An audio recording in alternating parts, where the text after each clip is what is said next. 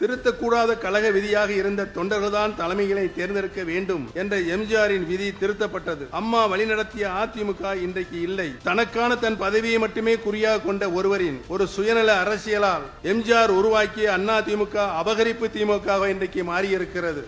சட்டத்தை வளைத்து திட்டம் போடலாம், கழக சட்ட விதியை மாற்றி வட்டமும் போடலாம், தொண்டர்களின் உரிமைகளை பறித்துவிட்டு தொண்டைகளிய கத்தலாம், கட்சியை கைப்பற்றலாம். ஆனால் வெற்றி பெற முடியுமா என்றால் இல்லை.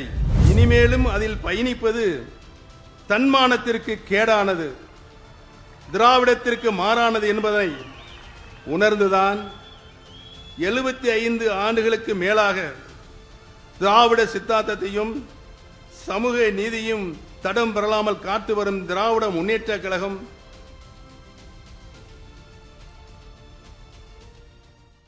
இப்போது புதிய அறிமுகம் ஆச்சி ஹோட்டல் சாம்பார் 50 கிராம் ரூபாய் 20 மட்டுமே.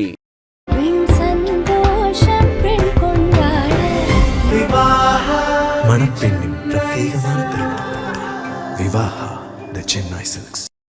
என்னுடைய 50 ஆண்டுகால அரசியல் வாழ்வில் நான் ஏற்றுக்கொண்ட தலைமைக்கு விசுவாசமாகவும் கொண்ட கொள்கைக்கு நேர்மையாகவும் கொடுத்த பணிக்கு மனசாட்சியுடனும் நன்றியுடனும் நான் பணியாற்றியிருக்கிறேன் என்பதனை இந்த நல்ல நேரத்திலே தெரிவித்துக் கொள்ள கடமைப்பட்டிருக்கிறேன். நான் இருந்த இயக்கத்தில் எனக்கென்று ஒரு தனி அணியையோ நான் என்றும் உருவாக்கியதில்லை, உருவாக்க வேண்டுமென நான் என்றுமே எண்ணியதில்லை. கட்சியின் நலனை மட்டுமே கருத்தில் கொண்டு என்னுடைய கடமை ஆற்றி வந்திருக்கிறேன் என்பதனை இந்த நல்ல நேரத்திலே தெரிவித்துக் கொள்ள கடமைப்பட்டிருக்கிறேன். புரட்சி தலைவர் எம்ஜிஆர் அவர்களால் ஆரம்பிக்கப்பட்ட அண்ணா திராவிட முன்னேற்ற கழகம் இன்றைக்கு அதிமுகவாக இல்லை. திருத்தக்கூடாத கழக விதியாக இருந்த தொண்டர்கள்தான் தலைமைகளை தேர்ந்தெடுக்க வேண்டும் என்ற எம்ஜிஆரின் விதி திருத்தப்பட்டது. தொண்டர்களின் உரிமை பறிக்கப்பட்டது. அம்மா வழிநடத்திய அதிமுக இன்றைக்கு இல்லை. தனக்கான தன் பதவியை மட்டுமே குறியாக கொண்ட ஒருவரின் ஒரு சுயநல அரசியலால் எம்ஜிஆர் உருவாக்கிய அண்ணா திமுக அபகரிப்பு திமுக இன்றைக்கு மாறியிருக்கிறது. பெரியார் தந்த திராவிட சித்தாந்தத்திற்கு எதிராகவும் அண்ணா தந்த சமூக நீதிக்கு முரணாகவும் செயல்பட்டு வருகிறது.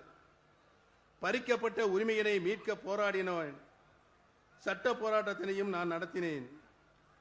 தலைமைக்கு உண்மையாக உழைத்ததற்கு, தலைமைக்கு விசுவாசமாக நடந்து கொண்டதற்காக குறுக்கு வழியில் வந்தவர்களால் நான் எப்படியெல்லாம் பழிவாங்கப்பட்டுள்ளேன் என்பதை உங்கள் அனைவருக்கும் நன்றாகவே தெரியும். அப்படி பழிவாங்கப்பட்ட என்னை அன்போடு அழைத்து பண்போடு பாசம் காட்டி அம்மாவின் அரவணைப்பை எனக்கும் என்னை சார்ந்தவர்களுக்கும்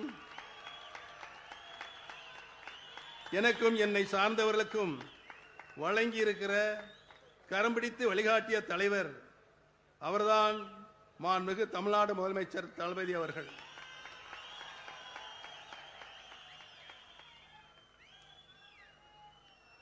சட்டத்தை வளைத்து திட்டம் போடலாம், கழக சட்ட விதியை மாற்றி வட்டமும் போடலாம், தொண்டர்களின் உரிமைகளை பறித்துவிட்டு தொண்டைகளிய கத்தலாம், கட்சியை கைப்பற்றலாம். ஆனால் வெற்றி பெற முடியுமா என்றால் இல்லை. தொடர் தோல்விதானே தொடர்கதையாக அங்கே இருக்கிற சுயநல பிடித்த அகம்பாவம் பிடித்தவர்களுக்கு இருக்கிறது. இனியும் அவர்கள் தோல்வி தொடர்ந்து கொண்டேதான் இருக்கும். 8 தோல்வி அல்ல, 10 தோல்வி அல்ல, அவர்கள் வாழ்நாள் முழுவதும் இன்னும் தோல்வியைத்தான் அவர்கள் காணப்போகிறார்கள் என்பதனை இங்கே குழுமி இருக்கின்ற கூட்டம் நிரூபித்து காட்ட இருக்கிறது.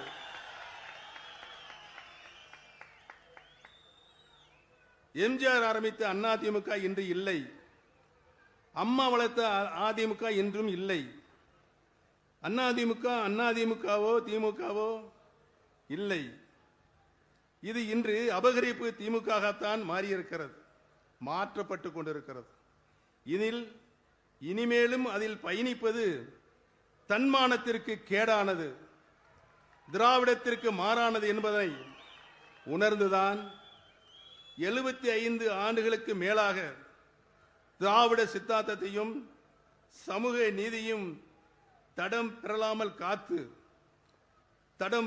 காத்து வரும் திராவிட முன்னேற்ற கழகம், அதனை தலைமையேற்று சிறப்பாக வழிநடத்தும் கழக தலைவர் மாண்புமிகு முதலமைச்சர் தளபதி அவர்களின் தலைமையினை ஏற்று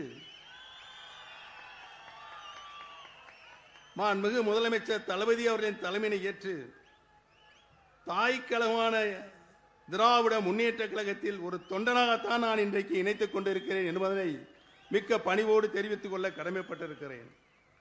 அண்ணா திராவிட முன்னேற்ற கழக தொண்டர்கள் உரிமை மீட்பு கழகத்தை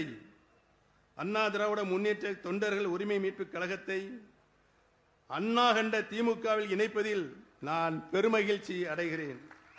தாய் கழகத்தில் இணைந்ததை பெருமையாக நான் இன்றைக்கு மனம் இதய சுத்தியோடு இங்கு கூறிக்கொள்வதில் பெருமையும் கொள்கிறேன்.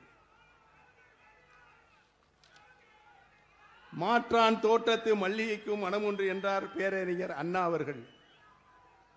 அவர்கள் அதனை அப்படியே ஏற்றி இன்று தாயன்புடன் என்னையும் தளபதி அவர்கள் என்னுடன் பயணித்த உடன்பிறப்புகளையும் அன்போடு அரவணைத்து பண்போடு பாசம் காட்டும் தந்தை பெரியாரின் சுயமரியாதையும் தன்மானத்தையும் பேரறிஞர் அண்ணாவின் அறிவையும் தெளிவையும் பெற்றுள்ள முத்தமிழ் அறிஞர் டாக்டர் கலைஞரின் தமிழ் மொழி பற்றையும் அரசியல் ஞானத்தையும் புரட்சி தலைவி அம்மா அவர்களுடைய விவேகத்தையும் ஒருங்கே பெற்றுள்ள திராவிட ஆட்சியின் நாயகர் கழக தலைவர் மாண்புமிகு தமிழ்நாடு முதலமைச்சர் தளபதி முத்துவேல் கருணாநிதி ஸ்டாலின் அவர்கள்தான் தமிழ்நாடு மட்டுமல்லாமல் இந்திய திருநாடை பாராட்டிக் கொண்டிருக்கிறது. தமிழகத்தை பொறுத்தவரை தேசியம் என்ற பெயரில் மதவாத அரசியல் என்பது வெறும் வெற்று பேச்சு. இன்று இங்கு எப்போதும் திராவிடமே நமர் உயிர் மூச்சு. நம்முடைய இந்த இணைப்பு சிலருக்கு வெறுப்பை தந்திருக்கிறது, சிலரது தூக்கத்தையும் கெடுத்திருக்கிறது. எதிரணியரின் வெற்றி வாய்ப்பை முற்றிலுமாக தடுத்ததற்கு என்றால் அதன் மூல காரணமாக இருப்பவர் கண்ணுக்கெட்டிய தூரமேறி எதிரிகளே இல்லை என்ற சொல்லை நடைமுறைப்படுத்துகிறவர், பதறாத பண்பாளர், சிதறாத சிந்தனையாளர், கட்சியை மட்டுமல்ல ஆட்சியை வழிநடத்துவதிலும் சரி, தோழமை கட்சியினரை மாண்போடு நடத்துவதிலும் சரி, இவரை போல ஒரு பக்குவப்பட்ட தலைவர் இந்தியாவிலே இல்லை என்ற நிலை இன்றைக்கு ஏற்பட்டிருக்கிறது. கழக தலைவர் திராவிட தளபதி மாண்புமிகு தமிழ்நாடு முதலமைச்சர் அவர்களின் தலைமையை ஏற்று பயணிப்பதில் நான் உள்ளபடியே மற்றற்ற மகிழ்ச்சி கொள்கிறேன். எங்களை தாய் கழகத்துடன் இணைத்துக் கொண்டதில் பெருமையும் கொள்கிறோம். என் வாழ்நாளில் இருவரை திராவிட கொள்கைகளை என் உயிர் மூச்சாக கடைபிடித்து அதில் சிந்தாந்தத்தையும் விட்டுக் கொடுக்காமல் கட்டி காக்கும் மாண்புமிகு தளபதி அவர்கள் தலைமையில் செயல்படுவேன் என்பதை என் வாழ்நாள் லட்சியமாக இன்று நான் தெரிவித்துக் கொள்ள கடமைப்பட்டிருக்கிறேன். மாண்புமிகு தளபதி அவர்கள் கடந்த 5 ஆண்டு காலம் ஒரு சிறப்பான ஆட்சியை நாட்டு மக்களுக்கு தந்து கொண்டிருக்கிறார்கள். மக்களுக்கு என்ன தேவையோ, மக்களுடைய அடிப்படை தேவைகள் என்ன தேவையோ, அரசியல் மூலமாக பல்வேறு திட்டங்களை அர்ப்பணித்துக் கொண்டிருக்கின்ற தலைவராக முதலமைச்சராக இன்றைக்கு வலம் வந்து கொண்டிருக்கிறார்கள். மக்கள் நல திட்டங்களை,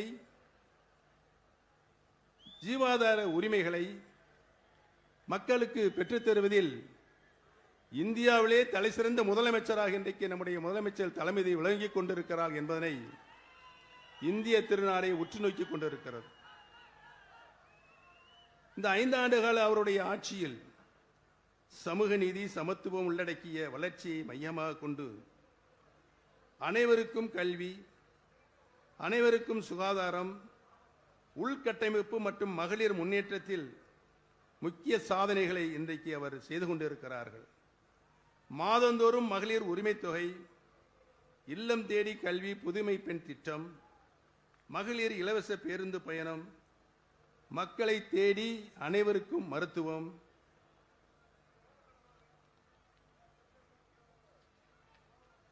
பல்வேறு தொழில் முதலீடுகள் மூலம் பெருமளவு வேலைவாய்ப்புகளை உருவாக்கி சாதனை புரிந்துள்ளது. இன்றைக்கு தமிழ்நாடும் தலை நிமிர்ந்து நிற்கிறது அனைத்து துறைகளிலும் என்பதனை நான் இங்கு பணிவோடு தெரிவித்துக் கொள்ள கடமைப்பட்டிருக்கின்றேன்.